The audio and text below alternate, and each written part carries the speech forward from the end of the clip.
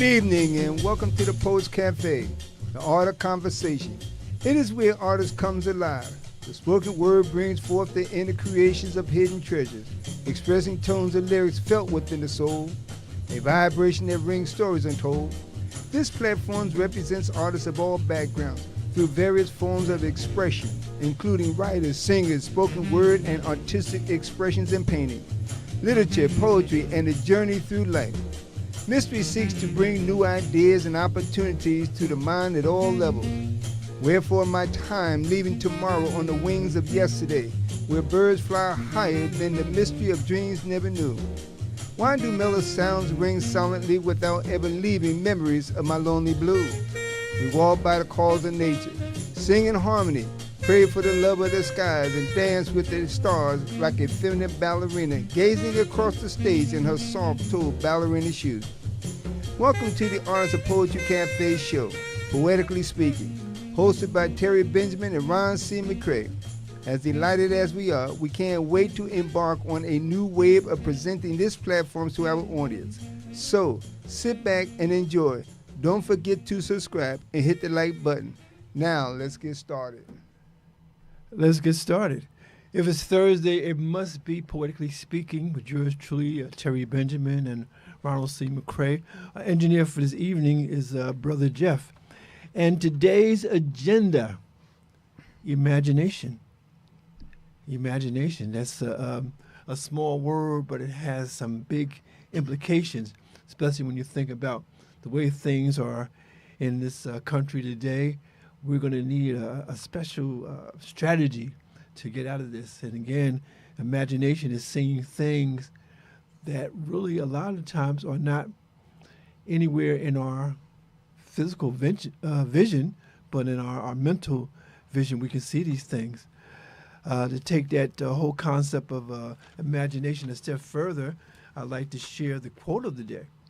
And the quote of the day is, "Imagination is more important than knowledge, for knowledge is limited, whereas imagination embraces the entire world." And this is from Albert Einstein, who I can only just call a genius. Okay, and so again, imagination is not limited to what's now. I mean, we can sit here and imagine ourselves in another country, imagine ourselves in another world. Just how vast imagination is.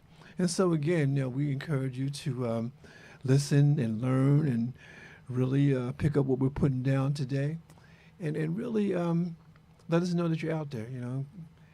You can comment, and we'll look at those comments, and we'll use them as part of our program. Again, this is a program for us, but it's also a program for you. And as always, with great pleasure, I present our poet in the house, Mr. Ron McCrae, and this is we call this Ron's Poetry. So what you got for us today, Ron? Good evening. I'd like to start out this way. And it's interesting with imagination. You heard the song, Just My Imagination, Run Away With Me. That's right. Well, honestly, imagination is really something to think about. It's not something to just sit back and just allow it to drift away. Mm-hmm. But imagination should become part of a vision, something you desire, something you can feel within inside your soul, your bones and whatnot. And that's what's important. That's right. Bring it to life. We talk about it all the time on this show. Mm-hmm. Bring it to life. Just my imagination. What is your imagination? What is it that you have a desire or feel or whatever the case may be? Mm-hmm. What are you imagining? Yes. And not just sitting there as a fantasy or something that just fades in a moment. And that's what's important. Yeah. A couple of things. I'd like to also revisit something for short and make a correction on something, because last week I indicated in reference to black hotels. And I had a card, which was, I think, is the card that the gentleman gave me, but I have here in this journal that at the 15th Annual Black Business Leadership Conference that was held by the New Jersey Black Alliance, Chamber of Commerce, I'm sorry. So here, I'd just like to read the gentleman.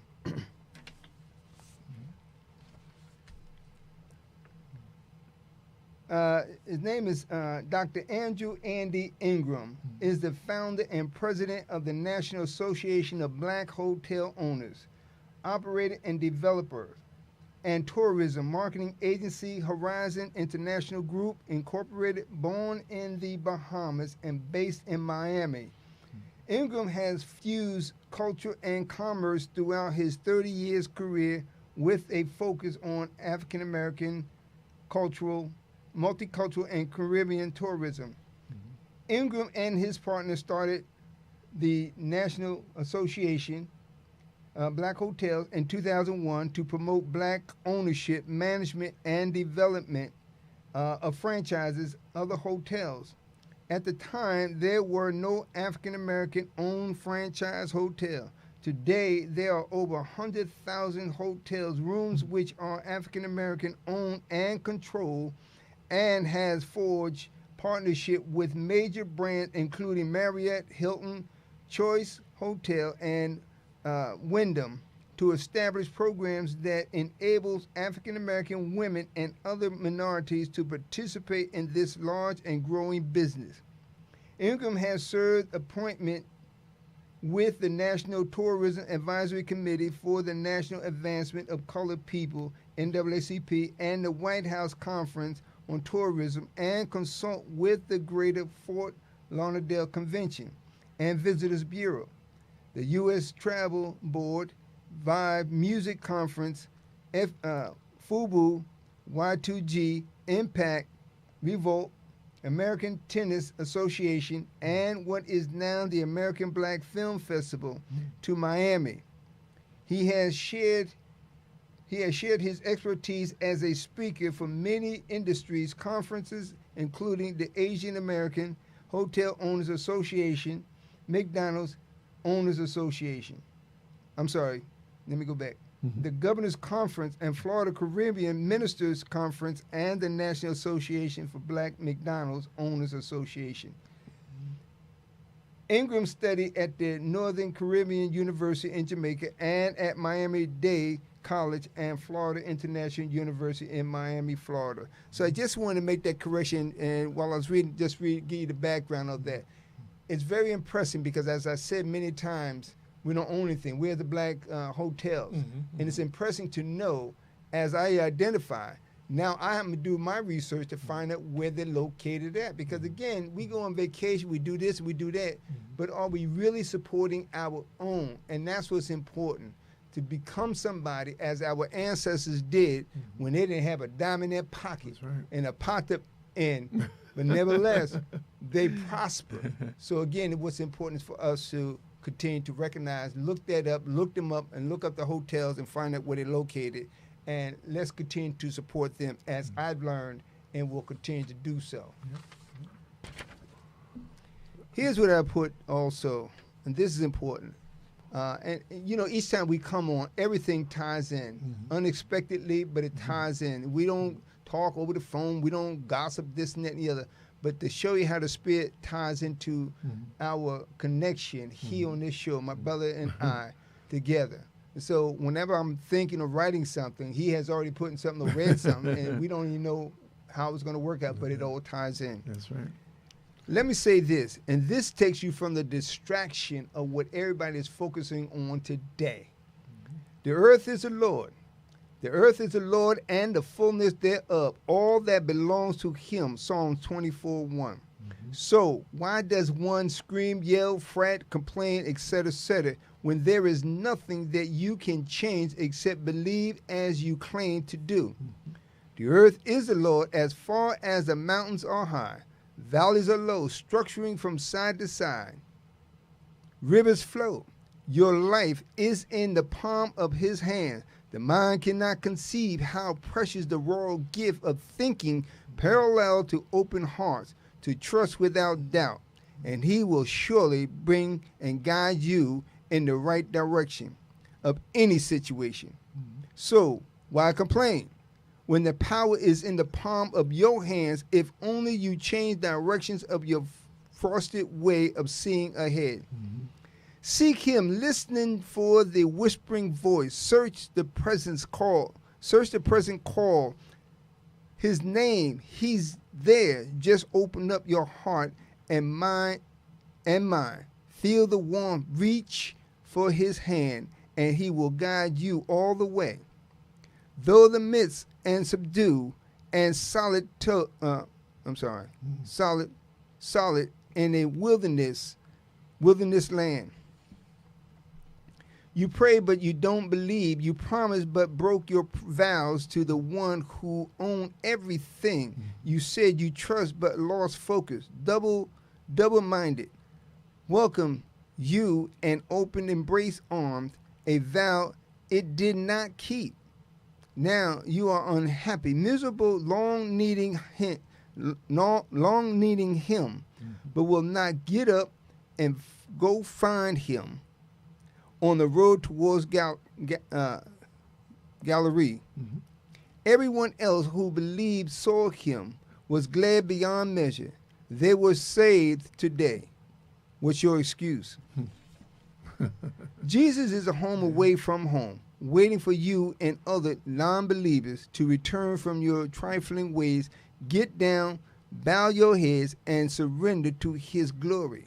The earth is the Lord, and all there is belongs to him, and our Savior, who tried to tell you, even sent a comforter, but you were too busy being asleep. Psalms 24:2. God is sovereign in all of his creation. Confess your faults and surrender unto his will. Just knock on the door. He is there waiting. Call his name. He will answer. Plead for his grace and mercy, and the light within will glow brighter than the night before, the one that never went out. You will just sleep in the worldly ways of living your life in darkness. Now you see? So shout hallelujah today, for today is the day he has made. Rejoice and be glad. You are in the number. And that's so important. And again, this is straight up and raw, so ain't no need trying to crucify me based on something. But that's not the point. The point is about the message. The point is you focus on everything that you have no control on, but what control you do have is to focus on the one who owns everything. The earth is the Lord and the fullness thereof. All that therein belongs to him. So every single person who goes to church, every single one who believes in the higher power, everyone who talks about Jesus, they say by the blood of Jesus, but you lack the faith and understanding to trust him. And I don't care if you're Jewish, I don't care if you're Catholic, I don't care what denomination, but everyone who believes in that higher power must understand if you believe that he is the creator, then he is the owner, not the co-owner. He is the owner of the earth and all that dwells therein. You and I as a whole. That is so true, and it's so important to realize that, as we go through this life, we are co-creators with God. He's given us direction, but we have to do our part as well. Now, they talk about faith, but they say that faith without works is dead. You ask for the blessings of God, and nothing wrong with that, but you have to give them something to bless. And so when we talk about imagination, we talk about thinking of things that can help you realize your own personal vision, and hopefully that personal vision is in line with the uplift of humanity at this particular time, because we really need a boost. We really need an uplift. We need something positive to look forward to. We need something positive to listen to every single day. And that's why we bring you Ron's poetry to give you some food for thought and to stimulate your creativity. Here's another one. Imagination. This is Wow. not the imagination, but this is the vision that one must endure, must feel, must see, and understand and trust. Because again, we're on the battlefield. And those who go to church and heard the hymn, we're on the battlefield for my Lord. That's right. But you must understand, you got to have the imagination. But this imagination is not one who just fly by night. This is the vision. The battlefield. On a battlefield of chaos, a time filled with unimaginable pain, a place where the visible and hidden horrors of darkness dominate, where the curse worsen the scale of injustice on humanity. That's what's happening. The thought of losing the mental state that clings to hope is like having its wound shoved into a barrel, and faith is shattered forever. The mental state on the battlefield breaks the visions into a heap of memories, and their memories on the table where faith began to fade. Time shows no mercy for the mistake made by wrong decision.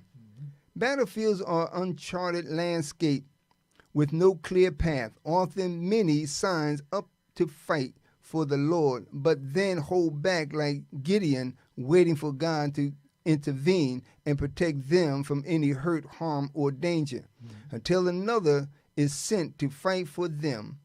They believe they have won a victory, which is actually false in light of their vows to God. God would rather see you struggle than make a vow to him that your heart is not ready or willing to fulfill. Have you called on the Lord to sign up for the Christian Jubilee? Sign your name on the roll. Have you been changed since the Lord lifted you from dark despair in trying times? When God made a promise, he never to leave nor forsake, and has not wavered from his truth. Why is it that your vow doesn't stand on the solid ground of truth? The flesh makes promise that it doesn't keep. They fade away the moment they are spoken without confessing any fault for the words you spill out. What reason do you have to prove that the willingness to serve the Lord exceed that the world offers? Never commit to fighting unless you understand that the battle you are joining isn't just about the cause. Every day is a struggle to serve the Lord and to survive against the chaotic forces of darkness. In the world, we fight against principalities, not flesh and blood. All that ties into, again, the topic, the agenda, the quote of the day, all that mess that's going on ties in. But you have to stop focusing on the mess and focus on what and who and the one who's going to save and rectify this mess. Because it's hard for him to do his job if you are trifling in your own way and thinking and your action. You're not doing what you have claimed to promise or vow to him for and about. Yeah, and again, it just goes to show, as related in the poem, that, there's someone in charge that is not here on this earth. There's someone who is higher. And if you keep that in mind, you can endure all this because, again, we've been through some terrible things in the past. This is terrible in its own special way. But as it's been said in many instances that this too shall pass. And so, again, because this is going to be past, we want to look at what we want to see in the future. As we continue to move forward and before we get into music lip, I'd just like to introduce, and not to get into it, and I'll come back later afterwards. But, and my brother over here always got me now, I'm like a walking library. But books are life. That's excellent. But this book, Power Movers, by John E. Harmon, Sr., IOM. I received this book. I got this book when I went to the Black Chamber of Commerce last week, which was extremely interesting. And it really ties into what we've been talking about, the other books we have. What was the other one? Anyway, in reference to, we talked about father, we talked about men, we talked about relationship, we talked about men trying to stand on, and I'm going to use this term, the battlefield, the way of a superior man. This gives a clear indication of that, okay, because he talks about his journey. He talks about the ups and downs. He talks about at a point of standing on the edge of lost hope. Yes. And in this book, the superior man, in essence, talks about the same thing. But he didn't let that, his dreams, his vision, or his imagination to turn him away from. But yet, in the same token, he stayed focused, supporting his family, keeping them abreast of hope, letting them know that he's on the battlefield. He was determined, he is determined until he had risen up to the point where he is today by writing a book, have a journal, and we'll get back into that later. Yeah, and the thing that I want to just make a note before we go into Mind, Body, and Books and Music is Lit, that the gentleman who wrote that book was born and raised in Trenton, New Jersey. And so a lot of times you got to understand that people that have really made it and become successful start out some very humble origins. And so don't think that your past determines your future. And again, I just want to talk about two books in the Mind, Body, and Books segment. And this gentleman right here, I'm sure you are familiar with him. I'm sure you've seen him before. Of course, it's Cedric the Entertainer, known as one of the kings of comedy. But now he has a different role. He is also an author. He's a novelist. And his novel is entitled Flipping Boxcars. And this is a novel by Cedric the Entertainer. And he also gives you his government name, Cedric Clive. And again, this is his book. And I just want to read here, just from the inside here. It says here, a propulsive debut crime caper from Cedric the Entertainer, one of the original kings of comedy. Babe is a charismatic and widely loved man, a gambler with a gift for gab that often gets him out of tricky situations. He's also a dreamer, something he shares with his patient and loving wife, Rosie. Babe and Rosie both yearn for financial stability, and after struggling and saving for years, the land they now own is their insurance for future generations and the culmination of their dream. On that land, the family will no longer be confined to a tiny alley house off Main Street. They'll have a dream, home, and a business, black-owned, and all Babes to serve their community. But when Babe and a few comrades enlist in a scheme that improbably falls apart, he endangers the little security his family has. On the verge of losing everything, Babe does what he does best. He risks it all for one last big score. And this time, the plan involves railroad boxcars. With the threat of the Chicago mob getting wise to his make-or-break scheme and his relationship with Rosie hanging in the balance, what will become of the family man? Flipping boxcars is not only a raucous ride, but a valentine to the close-knit black families and tightly woven communities that struggled to get by during the Depression and World War II. This dazzling, fast-paced debut novel pays homage to Cedric's beloved grandfather and a past generation. It is anchored by rich, multi-dimensional characters and oozes with irresistible charm. Cedric the Entertainer pulls readers in and doesn't let them go. And so again, reading this book is almost like reading a movie, because it's just that fast-paced and it's just that well-written. So this is a fiction from Cedric the Entertainer. The next book that I'd like to share with you is a book by this woman. Again, I'm doing a little photo gallery right here. So this is Tina Knowles, and one of her claim to fame is she is the mother of Beyonce. And this book is entitled Matriarch, a memoir by Tina Knowles. And it's a very interesting book because, again, it's not just about her daughter, it's also about herself, her trials and tribulations. And again, I like to read these books because you find out that no one has an easy road. This life is not made to be just apple pie every day. We have our ups and downs, but you know what? We get through it. And again, so that's what we want to share with you. Now I want to move to another segment of our program, and this is what we call segment of Music is Lit, and where I read music lyrics as poetry. And again, and just following on the theme of imagination, when I was putting this together, Ron, I was thinking about a song that imagination, and you brought one to my mind. The song called Just My Imagination that was actually recorded by the Temptations with Eddie Kendricks at the lead. But one of the things about that particular song, Ron, is interesting, just a little music history. That was the last song that Eddie Kendricks recorded with the Temptations. Because after that song, after that hit, he went on to have a very, very well received solo career.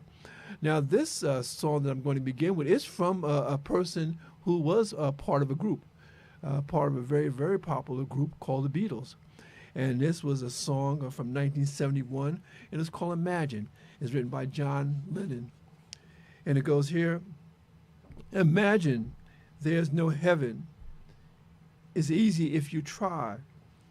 No hell below us, above only sky. Imagine all the people living for today. Imagine there's no countries. It isn't hard to do. Nothing to kill or die for, and no religion too. Imagine all the people living in peace. You may say I'm a dreamer, but I'm not the only one. I hope someday you'll join me and the world will be as one. Imagine no possessions. I wonder if you can. No need for greed or hunger, a brotherhood of man. Imagine all the people sharing all the world. You may say I'm a dreamer, but I'm not the only one. I hope someday you'll join me and the world will be as one. And that's from John Lennon.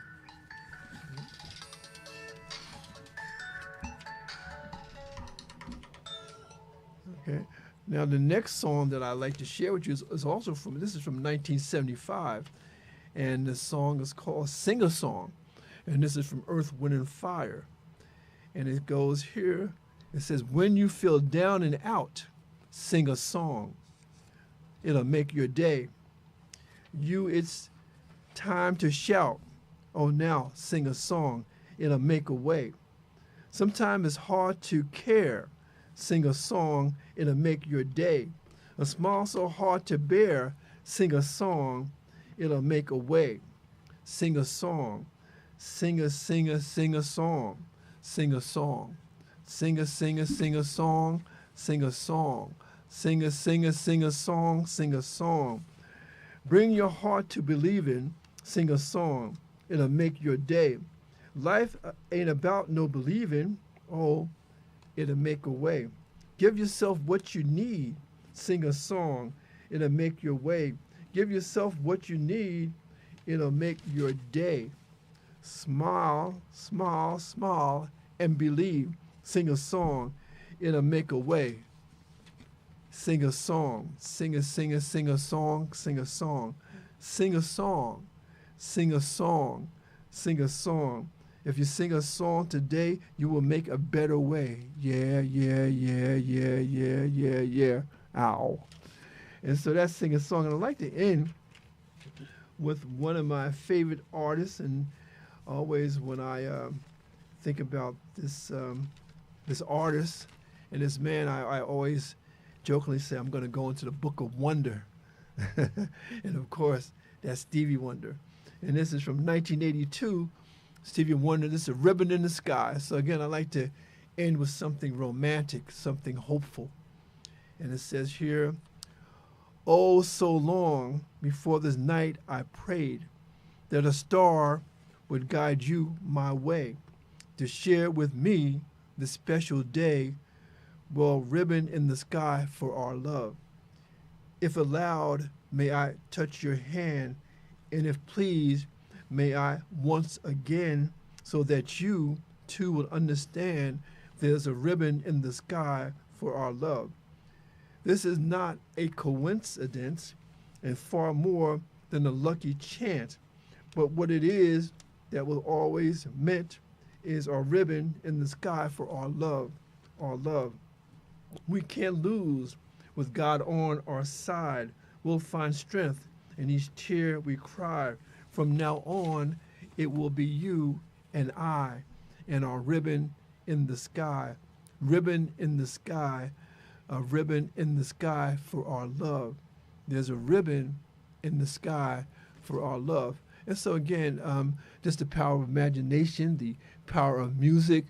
You know, I love music because it can just take me out of a bad mood and make me feel real nice. And I know it's the same for you. And with that said, let us continue. Let us continue talking about things that I think you will find interesting. Not too long ago, we introduced a book called The Way of the Superior Man. And in that book, it talks about male and female relationships in a way that I find very frank and very refreshing. Because, again, we need to have this conversation because my brother always says that you have many women conferences, and there's nothing wrong with that. But sometimes women get together and talk among themselves, and nothing wrong with that as well. But it's not the full conversation. You know, it's one part of the conversation. And so this book tries to bring the male perspective and the female perspective together in a way that I find very refreshing, Ron. I find it refreshing. I find it insightful. I find it, for me, somewhat mind-expanding because, again, I don't think we'll ever solve the mysteries of male and female relationships. You know, all we can do is try to make things better. And so those of you who are out there married or engaged or involved in a relationship, I wish you the best because it's not easy. It's not easy to be together and love together, especially under these situations. Ron, I call it like we have to have love under chaos because there's so many things going on that it's almost like we can't really be happy. But I think we can be happy, and I think sometimes we can be happy when we find the right one, the one who's going to really support us and someone that we can support as well. And so what say you, Ron, before we get into this book? You know, it's interesting, and you're absolutely correct. And let me say this, because too often, I'm going to say as a whole, you know, yes, we read these books and we try to look at it from a man's perspective and give to you from our perspective. And a lot of men yield to a lot of women trying to give it from their perspective. But what's important, and I want to use this, but not in the exact same manner, where is that superior woman? Now, I'm not talking about the superior woman who has all the diamonds and rubies and everything else and glamour and glorifying herself. I'm talking about one with an open mind to listen to, delve into a conversation, to get some sense of understanding from her perspective of a man. Remember, you may not be involved with that man, but he is your helpmeet, and vice versa. Brothers, that woman is your helpmeet. Now, God may not have allowed y'all to cross paths, but the point is having a conversation in passing. Hello, how you doing? How was the day? What do you have to talk about? That in itself is a seed that leads up into what may be possibility. I met a couple of sisters in the park when we go walking around the bike. We had conversation about a lot of different things. It doesn't mean anybody's flirting, trying to get next to somebody. It means you have an art of conversation, and with that comes with listening. So again, I use the term superior woman, one who's distinct, one who sets aside from the norm, because there's a lot of chaotic mindsets out there running around. And as I said last time we was here, I said, especially those talking about a Boaz, well, let's look at this. You know, we could say, where is a Hannah? Where is a Ruth? Where is a Martha? Where is a Esther? Where is Sarah? The bottom line, look at it from that perspective, and many, many, many, many others, no matter how you look at it. You see, that's how you have to look at things. Who are you from your perspective as a woman, you know, in this life of creativity? Who created you? Understand you and stop trying to figure and burden somebody else with some nonsense or whatever the case would be. And this is on both sides. That's why we say all the time, know who you are. And don't just come trying to impress somebody. I know who I am. No. Take time to study who you are, just like you read and study the word, or you in school, you study those chapters and lessons, whatnot, to the professor. Because I got a professor right here, so you can't lie to me now. So, yeah, but the thing is that, you know, we even though we may be professors and that kind of stuff, we still need to read and study. And so I want to go into the book here, and I want to go in a section called Dealing with Women. And this is on page 61. And it reads, and I just want us to read this and maybe have some reflections on it. It says here, the the title of the chapter is Praise Her. And it says here that the masculine grows by challenge, but the feminine grows by praise. A man must be unabashed and express in his appreciation for his woman. Praise her freely. And I want to take that a step further because I want you to get the full understanding of this. It says here, praise is literal food for feminine qualities. If you want your woman to grow in her radiance, health, happiness, love, beauty, power, and depth, praise these qualities. Praise them daily, a number of times. So again, you can't praise your woman enough, because if this is her love language, you have to give it to her. You have to give it to her in the way that she can understand and the way that she can appreciate. And again, we don't want you to analyze your woman, but we want you to know what she is about. And I just want to add another thing. This one from page 66. It says here, when a woman feels love flowing deeply, her mood can instantly evaporate into joy, regardless of supposed reason for the mood. Okay, so again, not to manipulate anybody, but understand that a man's nature is different from a woman's nature. But that doesn't mean that a man can't understand a woman and that a woman can't understand a man. Back in the day, they had a song by Dyke and the Blazers. It was a very catchy tune and a dance tune called Let a Woman Be a Woman and Let a Man Be a Man. But we can't let a woman be a woman or a man be a man if we don't know what we're talking about. Okay, so we really need to sort of understand that what is a man, what is a woman, and how do they come together. I want to chime back in on page 61, near the second paragraph at the end. Okay. And I want to delve into this. Yes. Praise always magnifies the quality of your woman that you praise. You are so beautiful when you smile. Mm-hmm. Let me say this. Mm-hmm. It's important to be sincere about it. Yes, when please. It comes straight from your heart. Don't just do it just because, impress whatever case. But when you are sincere, it's something that comes off the pores. There's something in your smile and something in your voice. There's something that says, whoa, baby, you got me all nervous. I don't know what to say. Where did that come from? The point is when a person is sincere, male or female. I was in Costco's yesterday, standing in line. Oh, yeah? And here I saw the sister, Hispanic. But nevertheless, she said, well, come on over here. I went over, and she was working on somebody, and then she smiled. I said, you have a pretty smile. She said, thank you. And so I said, that's the reason why I came over.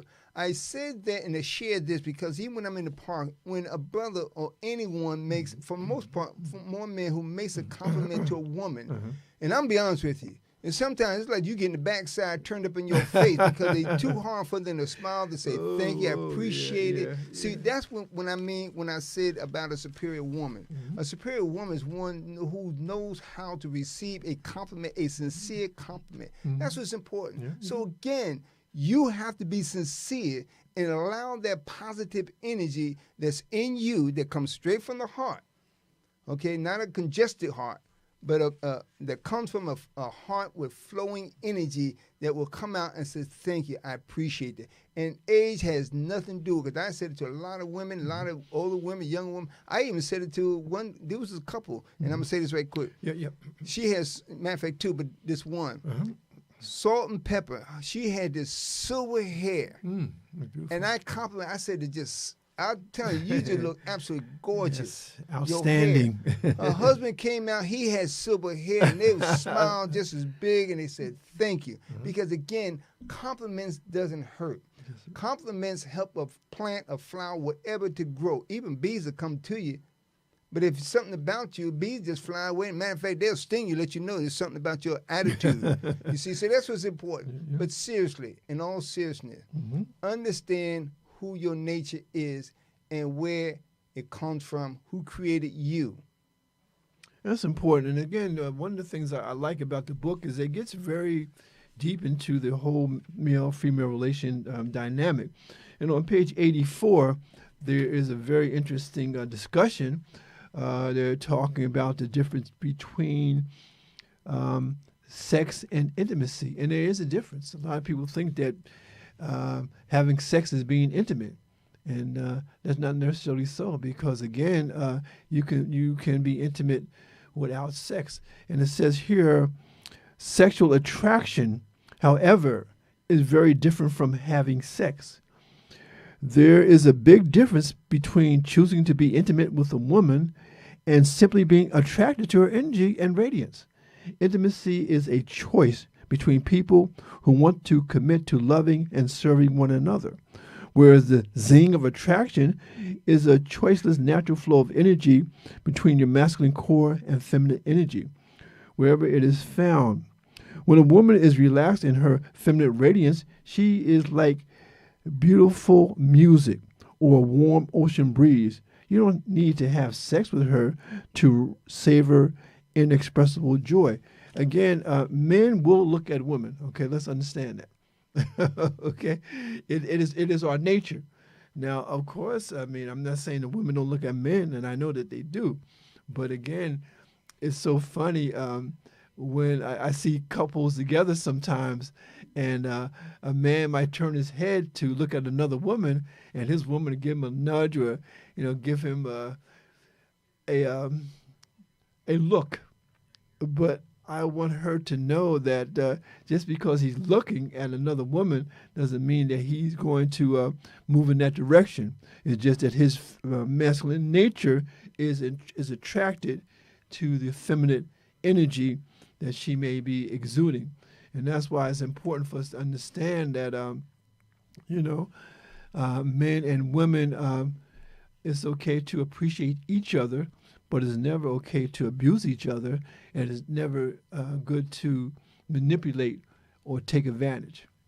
And that's just a grown thought right there. And you're right. The average man looks at the average woman, and it's obvious to the average woman, where the average woman will see you afar and made a decision in her mind, and I'm speculating, majority of those thoughts and decisions are usually off core. Mm-hmm. They either wrong. You see, so they don't look up, they don't look at you unless it's something they want and not something they need. Because I could tell you, we don't have enough time to tell you all the things you want. And that's an issue in today's society. That's right. Things you want, not what you need. But as you read, the quality of the appreciation, and as a matter of fact, I want to tie into just a line here on page 83. Okay. The nature of nature is polarity. Mm-hmm. From the magnetism that flows between the north and south, poles of the earth, to the attraction that flows between your masculine core and the feminine radiance of a woman. So let me say this. Yeah. Masculinity is not about attitude. It's not about that brick-looking whatever women might think. But masculinity, and from my perspective, deals with and stands on wisdom and knowledge. And that's what's important. Look at somebody's quality of the attitude, the magnetism, okay? The quality of the conversation. Yes. You don't have to have big words and this and that, but you have to have a flow of a conversation that's going to stimulate some interest. I'm not trying to impress you. I'm just trying to be polite. That's right. You see, so again, for a man and men to give compliment to a woman, he's giving a compliment not because she's nice looking or attractive or beauty. He's really trying to tap into the inner. There's so many women talking about, you don't know the inside of me, but you don't open up for allow anybody to even know what's inside. It's almost like an empty castle, no lights on, and it's hollow inside. Yeah. But if you open up, if that's who you are, if you're a genuine person, and you open up with a smile as I shared, hello, how you doing, conversation, then that draws the interest. And from that point, then you can tell if we have something in common. If nothing else, at least you know you had a positive conversation with somebody you just met. Yeah, I love that, because you can be on a train or be on a plane and sit next to someone of the other gender, whether it be male or female, and have a beautiful conversation. Have a beautiful conversation and leave it at that. You don't have to take her number. She doesn't have to take your number. Just a good conversation. But when you get deeper into a relationship, I want to go to page 95. You have to understand that in a relationship, the male and the female have responsibilities. And this is chapter 25. And the heading of the chapter is Know What is Important in Your Woman. And it says here, the feminine is the force of life. The more masculine a man is, the more his woman's feminine energy, as opposed to other qualities, will be important to him. And it goes on to say, if you are looking for a woman business partner, you probably want certain qualities in her, such as financial acumen, dependability, and the capacity to persist in the face of difficulties in order to achieve a goal. Now, if you are looking for a woman friend, you will probably want honesty, compassion, humor, and respect. If you're looking for a consort, you'll probably want a woman who fully embodies and expresses feminine energy and love. Again, what are you looking for? And I think sometimes we have to understand that that is important to establish that. Do you want this woman as a friend? Do you want her as a lover? And sometimes we have to understand it. And sometimes around, I think what happens a lot of times, we have a female friend and we cross the line into something else when neither of us are ready for that. And it's so sad when a man has a good female friend, they cross the line and they can never get back to friendship. And that's why men, again, it's really important that we learn how to exercise some self-control, because, again, every woman does not have to be a sexual conquest.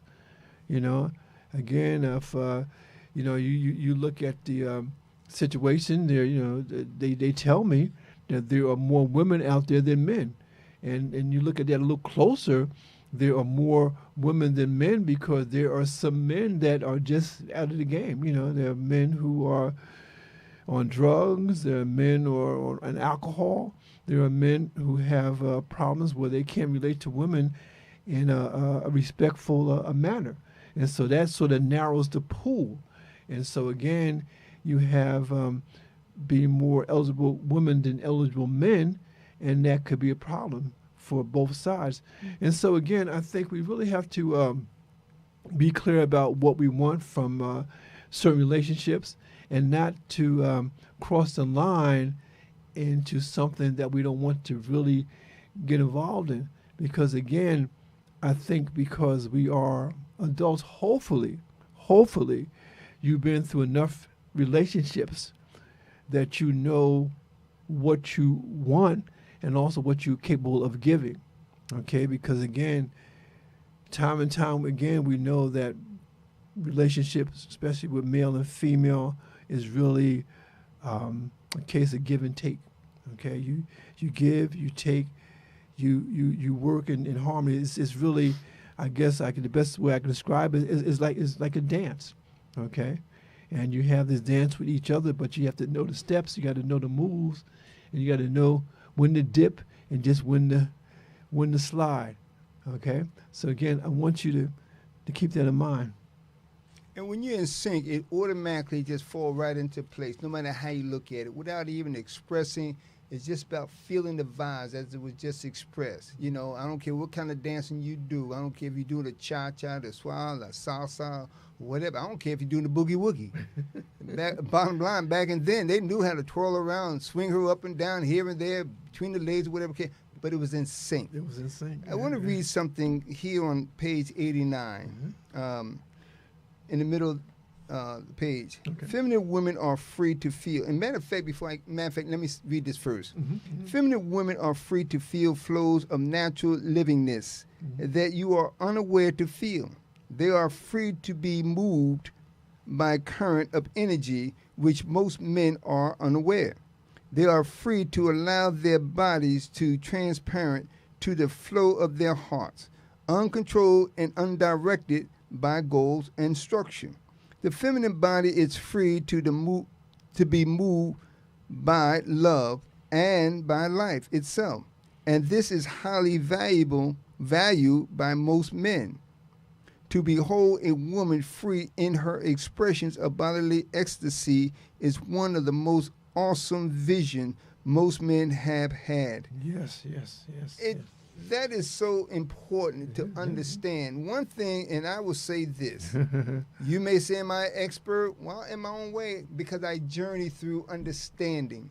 I sit back, I seek, I listen to conversation, good, bad, or indifference. I read articles, I read this, and I think, because again, it comes back to the imagination and have the vision. Yes, yeah. And so for me personally, I learned to understand what is and what isn't, and the flow of women. Unfortunately, it's the connection to run into women who aren't in connected with themselves. So here's what it's saying is that there's a natural energy that flows. She's feeling love. She's moving to a rhythm that even she may not express. But brothers and men, it's up to you to feel the vibe, to know exactly what's going on. And once you learn to do that, then automatically you can learn to understand when to move in, when not to move in, how to caress her, how to talk to her, what to say. That's a good point, Because a large percent of the time, she may be silent, but she's internalizing the conversation. She's internalizing the energy. She internalized the sincerity of what you are expressing. She may be clueless, but it's something about what you are expressing that energizes her thought, that cause her imagination to run wild with you. Yeah. You see? No, continue, man. I'm loving it. Yeah. You know, and that's what's important. So again, as I said in the beginning, a superior woman. But men, understand, it's not the title or the theme. It's really understanding what's inside. And that's important, and I do believe that a man has to touch his woman's imagination. You know, he has to get into where she's at mentally. Okay, and that's where you get that chemistry. That's where you get that appreciation. I want to go to something very controversial here, and please bear with me, our audience. Well, I'm going to page 96. Okay, page 96, and the heading is controversial in itself, but I want to break it down. It says here, and this is talking to men, you will often want more than one woman. What? And it goes on to say here, any man with a masculine sexual essence will desire sexual variety. Even if he loves his intimate partner and is completely committed to her, he will naturally want sexual occasions with other women besides his chosen intimate partner. How a man deals with his desire for other women is up to him. He should know, however, that there is no way to avoid such desires. He should also know that acting on such desires, though temporarily enlivening and exhilarating, often ends up complicating his life far more than the occasion itself is worth. And I go on, and it goes on to say here, even if you are totally committed to your intimate partner in love, you probably think about having sex with other women. Even if you are totally fulfilled by the sex you share with your woman, you probably still desire sex with other women. Your desire for other women is not a reflection of any lack in your intimacy. It is a reflection of your nature as a masculine sexual being. So men, don't go crazy and say, yeah, well, you know, I have a lot of women because it's my nature. But you know what? You can control your nature. And I want to read this concluding paragraph here. And it says here, and this is the key, okay? Before you think you just go buck wild with women. It says here, how many women you have sex with is your business. Before you consider more than one woman, however, it is best to prove your capacity with one. I want to read that again. Before you consider more than one woman, however, it is best to prove your capacity with one. If you can't handle one, hear me? If you can't handle one, if deep communion, rejuvenating passion, and spiritual happiness are not the main features of your present intimacy, then you have not passed the test. And it's best to discipline your desire for other partners since nobody is likely to be served. Okay, again, you can have a whole lot of women, but you know what? If you're not committed to satisfying a woman in the way that she should be satisfied, in the way that she should be appreciated, don't go to anybody else, because you're just going to make their life miserable, because you haven't really understood your capacity to satisfy one woman. Because I tell you, if you satisfy one woman, Ron, you know what, man, she can be more than one woman. You know, maybe, she does wigs, and every night you come to bed, it's a different wig. Or it's different lingerie, or maybe no lingerie. Okay, so again, I think that a woman can be many different women in one, if she is loved in the right way, if she is appreciated in the right way. That's the point. It's so true, because on both sides, and I'm going to say on both sides, men and women, Yes, see, please. there are a large percentage of excuses.